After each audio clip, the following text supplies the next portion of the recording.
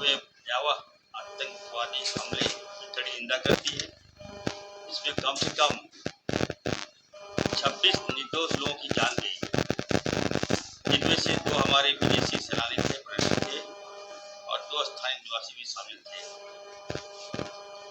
शोकाकुल परिवार के प्रति हमारी गहरी संवेदना है और घायलों को शीघ्र स्वस्थ होने की हम लोग कामना करते हैं। इस प्रकार की कायरतापूर्ण आतंकवादी कृत्य मानवता पर कलंक है और इनका किसी भी सभ्य समाज में कोई स्थान नहीं है। हम बताना चाहते हैं आपको, कल की घटना से न केवल झारखंड बल्कि पूरा देश बर्बाद है। जो लोग मारे गए उसके परिवार के प्रति मेरी गहरी संवेदना है और हम सब उस परिवार के साथ खड़े हैं, कांग्रेस पार्टी खड़ी है। मैं जो कल की घटना है निश्चित तौर पर दिल दहलाने वाली घटना है। इसका हम लोग कठोर परिणाम करते हैं, कठोर हम लोग कार्रवाई की मांग करते हैं। इस तरह की घटना लगता है कि बहुत दिनों के बाद सामने आई, हम लोग इसका विरोध करते हैं। यह हमला न सिर्फ कायरता बल्कि इंसानियत संसार करने वाली घटना है।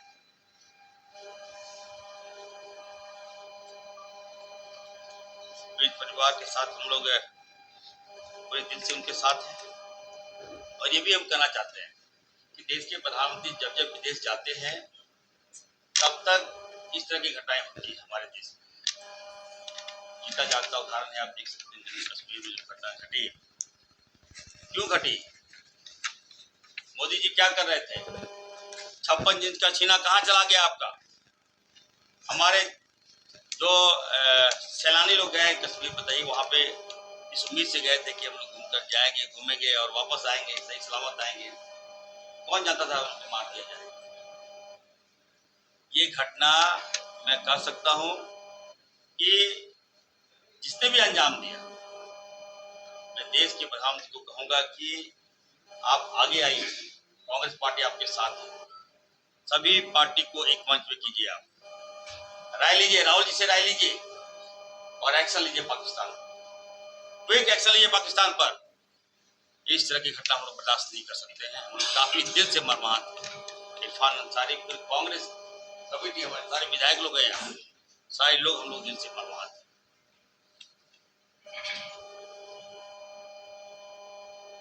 मैं ये भी कहना चाहता हूँ कि लोगों ने जिनकी जान गई, उनकी शहादत, उनकी कुर्बानी बेकार हम लोग जाने नहीं देंगे। देश के प्रधानमंत्री आगे आए, गृहमंत्री आगे आए और बदला लें, और नहीं सकते हैं तो बता दीजिए कांग्रेस पार्टी सक्षम है।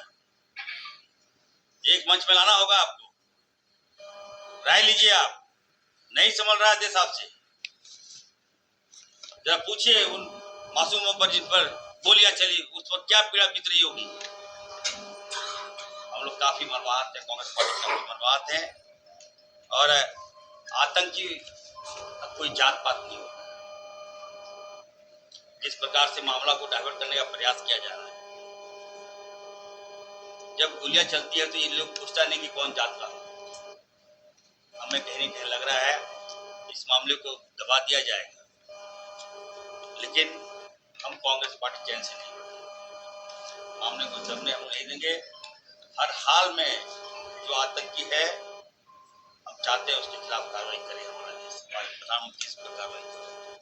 समय ये वक्त जो है शोक और घटना प्रकट करने का समय अब नहीं रहा, गहरी संवेदना प्रकट करने का समय नहीं रहा। ये समय आ गया है कि हम तमाम भारतीय लोग एक मंच पर आकर देश के प्रधानमंत्री को ये करें, बाध्य कर दें कि अब जो जिस तरह का हमला किया है हम लोग कार्रवाई करें। जिसने भी इस तरह का कुकर का काम किया है, कुकृत करने का काम किया, उस पर हमला करें।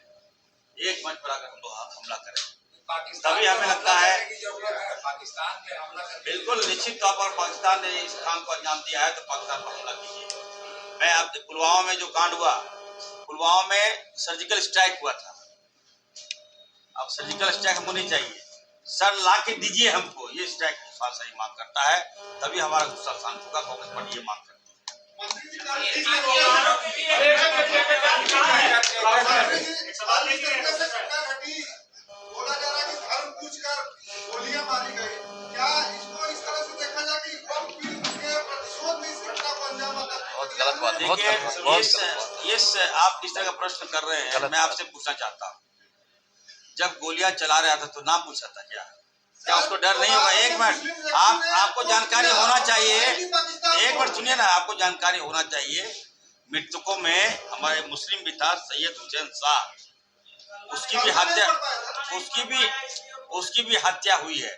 तो मैं कहना चाहता हूं कि अभी हमारे कर्नल साहब ने कहा, मुद्दा को डाइवर्ट मत कीजिए, देश आक्रोशित है और हमें जिसने भी इस घटना को अंजाम दिया है उस पर कार्रवाई होनी चाहिए। सोशल मीडिया पर पोस्ट करता है, बधाई देता है। नहीं, आप प्रामाणिकता उसकी साबित करेंगे? वो फेक है कि ओरिजिनल है, आप श्योर हैं?